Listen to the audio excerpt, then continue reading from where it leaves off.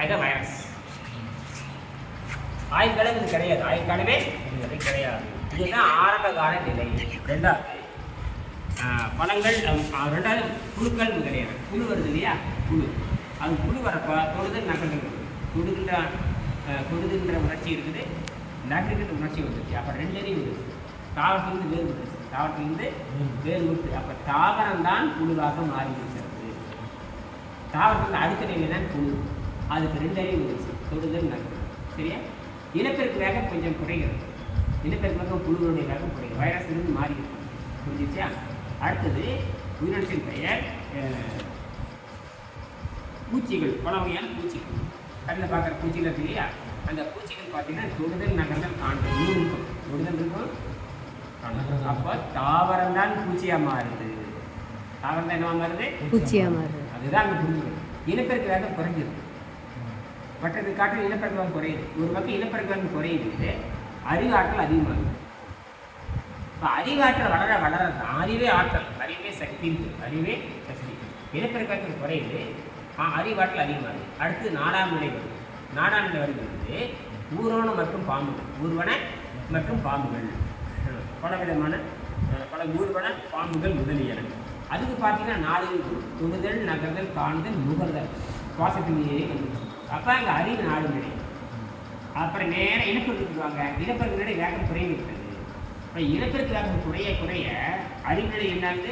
அதிகமாகுது. இங்கே தான் ஒரு பக்கம் குறையுது, ஒரு பக்கம் அதிகமாகுது. ஒரு பக்கம் மைனஸ், ஒரு பக்கம் ப்ளஸ். இது இயற்கையில் இருக்கிற போது தான் ஈரையாகணும்னு சொல்லிட்டாங்க. இந்த விவேசிங்கிற விஞ்ஞானினா 7 ஆண்டுகள் ஆராய்ச்சி. இந்த கட்டட பொறியாளர் சிவில் இன்ஜினியர் இது வந்து ஆராய்ச்சி பண்ணி தன் உடம்பை கெட்டு போனதை 7 ஆண்டுகள் ஆராய்ச்சி கண்டுபிடிச்சிருக்கிறது. அடுத்தது 5ஆம் நிலை பறவைகள், விலங்குகள், பாலூட்டி. பறவைகள், மிருகங்கள், பாலூட்டி. அதில் உங்களுக்கு பறவைனா உங்களுக்கு தெரியும், மிருகம்னா உங்களுக்கு தெரியும், பாலூட்டினா தெரியும். பால் குடிக்கிறதா பாலூட்டி. அதுக்கு பார்த்தீங்கன்னா 5 நிலை இருக்குது. அதுக்கு 5 வகையான அறிவு நிலை இருக்குது. தொடுதல் நகர்தல் நுகர்தல் காண்தல். வாய் ருசி. வாய் ருசிக்கு டேஸ்ட். இப்போ நீங்கள் சாப்பிட்டீங்கல்ல, டேஸ்ட்டு தான். டேஸ்ட் எல்லாம் சாப்பிட முடியாது. டேஸ்ட் இருக்குது 5ஆம் நிலை தான். நமக்கு 6ஆம் நிலை. 6ஆம் நிலை வச்சுட்டு திருப்பி எங்கே போகிறோம்?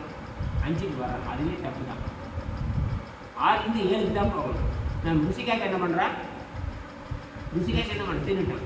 ருசிக்காக நிறைய திங்கிறதுனால என்ன ஆகுது? இயற்கையோட தொடர்பு துண்டிக்கப்படுது. என்றைக்கு ருசி நிறைய திங்கிறீங்களோ தான் நோயாக வந்துச்சு. இவ்வளோ பேர் பக்தி மாங்கிருந்தா பட்டையும் கிட்டையும் போட்டுருந்தாங்க. என்னையா பட்டை போட்டு என்னையாச்சு? இந்த உடம்பு என்னாச்சு? கெட்டு போச்சு. எந்த பூசாரியும் தன் நோயை குணமாக்குறதா வரலாறு. அது பக்தி மார்க்கம். பக்தி மார்க்கம் ஒரு அடிப்படை தான். அது வந்து அடிப்படை. பக்தி மார்க்கம் ஒரு அடிப்படை. அதுக்கப்புறம் கர்ம மார்க்கம் 2வது அடிப்படை. படிக்கிறது 3வது அடிப்படை. படித்தபடி செய்கிறது 4வது அடிப்படை. இவங்க எதுவுமே படிக்கல, எதுவுமே தெரியல. வயிற்று பழப்புக்காக என்ன பண்ணிட்டாங்க? சாமி கும்பிட ஆரம்பிச்சிட்டாங்க.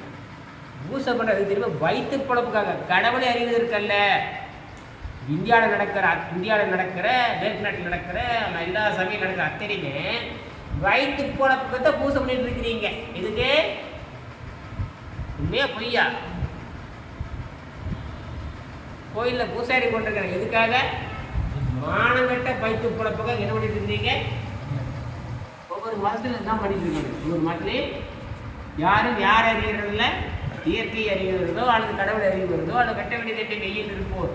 வெட்ட வழிதான் உண்மை, பூச்சியம் தான் உண்மை, யாரும் அறிவதில்லை. மாட்டிக்கிட்டாங்க. சரி, அப்போ தொடுதல் நகர்தல் காண்தல் நுகர்தல் வாயுசி. ஒரு தடவையில் படக்குட்டி போடுதல். இப்போ பார்த்தீங்கன்னா 5ஆம் நிலை பார்த்தா 6 4 குட்டி போடும். மாடு 3 குட்டி போடும். நாய் 4 குட்டி போடும். பன்றி 4 குட்டி போடும். அப்போ இது 5ஆம் நிலை. அப்போ இனப்பெருக்கம் என்னாச்சு? படிப்படியாக குறைஞ்சிட்டு அறிவு நிலையில் மேல் வருது. அறிவு நிலையில் அப்போ வாய்ருசி வருது.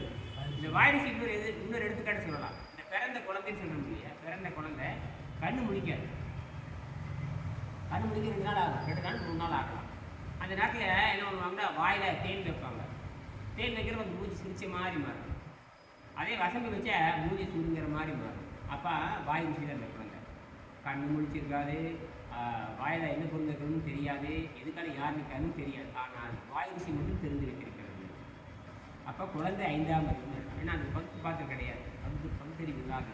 பிறக்கிறப்ப எல்லா குழந்தையும் கணக்குதான், பால் ஊற்றி சேர்க்கணும். புரிஞ்சுதான்? அப்போ வாய் ருசியில் அடிமையாகுது. கண்ணு தெரியாது, கண்ணு முடிக்கிறது இல்லை, என்ன இருக்கிறாங்கன்னு தெரியாது. தெரியாது, எதுக்காக யார் இருக்கிறாங்கன்னு தெரியாது, யார் இருக்கிறாங்கன்னு அந்த குழந்தைக்கு தெரியும். வாய் சாப்பிட்டு தெரியுது. அப்படி இருந்து தெரிஞ்சு பார்த்தீங்கன்னா அந்த 5ஆம் நிலையிலிருந்து வந்து வாய் ருசியில் மாட்டுச்சு. அப்போ 5ஆம் நிலை வாய் ருசி. இப்போ வாய் ருசிக்கு நிறைய நம்ம திங்கிறோம். தின்னோடனே என்ன ஆகுதுன்னா இயற்கையோடு துண்டிக்குன்னா நோய் வந்து சாகும். இப்படி மாட்டிட்டோம்.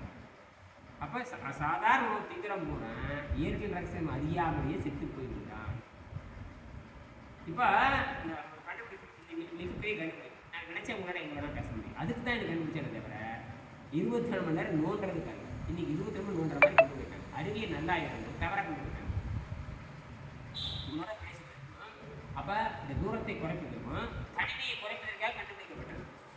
தனிமையை குறைப்பதற்காக நான் காட்டில் இருக்கேன், டக்கு உங்களுக்கு பேசுகிறேன், என்ன பண்ணுறதுல விஷயம் இருக்குன்னு சொல்கிறீங்க, ரைட். அப்போ தனிமை என்பது கிடையவே கிடையாது.